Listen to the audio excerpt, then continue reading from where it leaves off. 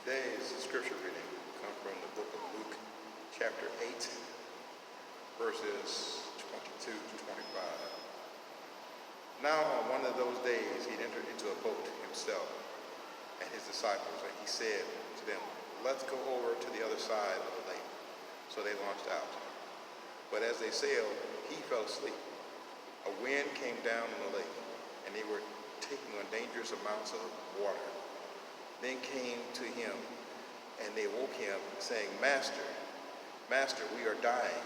He awoke and rebuked the wind and the raging of the water, and they ceased, and it was calm.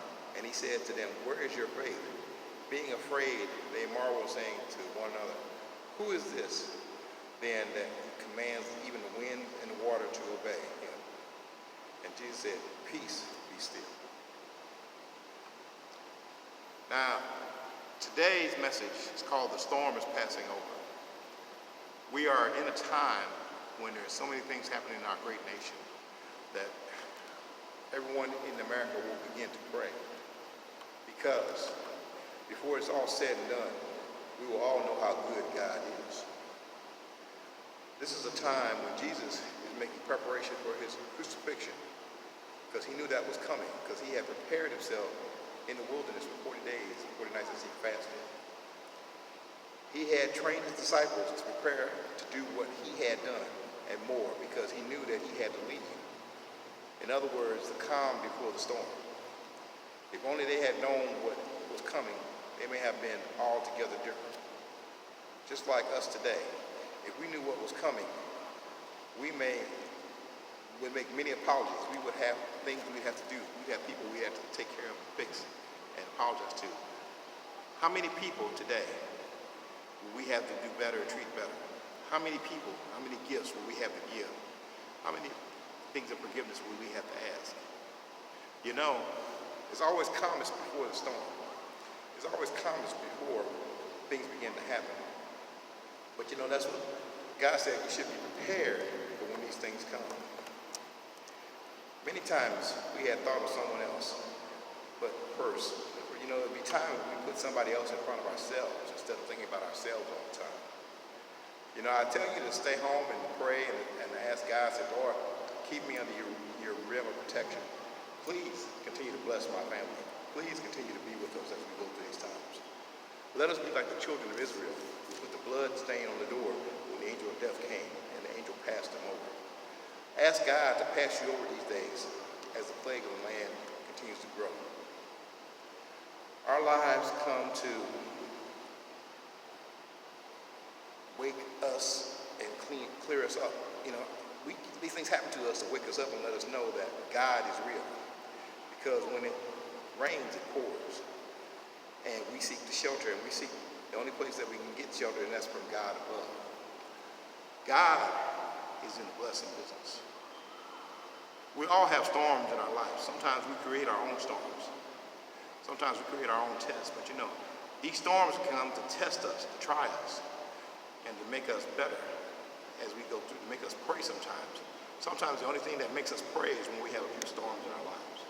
But bad storms, when they come, you know how to find shelter. You know how to find a way to get out of the storm. You got to find a place to as I say, hide until it's over. But you know, sometimes you have to navigate through the storms. Sometimes you have to keep on pushing yourself and keep on telling God, "Lord, if you help me, I'm going to make it." You know, you push and push and push and keep moving forward until you see a clearing or some sunshine or some sky at the end of the rainbow. You just have to do the right thing. You have to do what you need to get to that place of peace and happiness. If you trust in God and have faith, you can tell the storm to move out of your way. You can say, "Lord, peace, be still." You can tell everyone that I'm not worried about the virus that's going on today, because I know God is going to protect me and my family.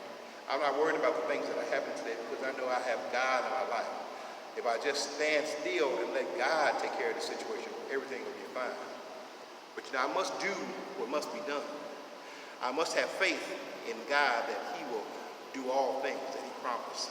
I must have faith in God that he will calm the storm. He will calm the storm winds. He will calm the sea. He will make everything smooth and peaceful. I must have faith that sometimes, even though these days and storms come, I'm going to be all right.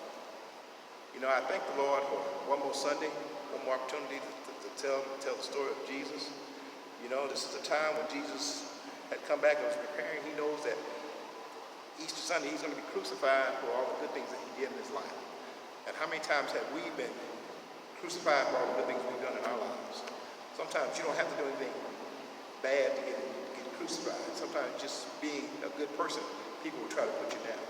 But you know, you have to have faith that God is going to make it possible for you to make a way.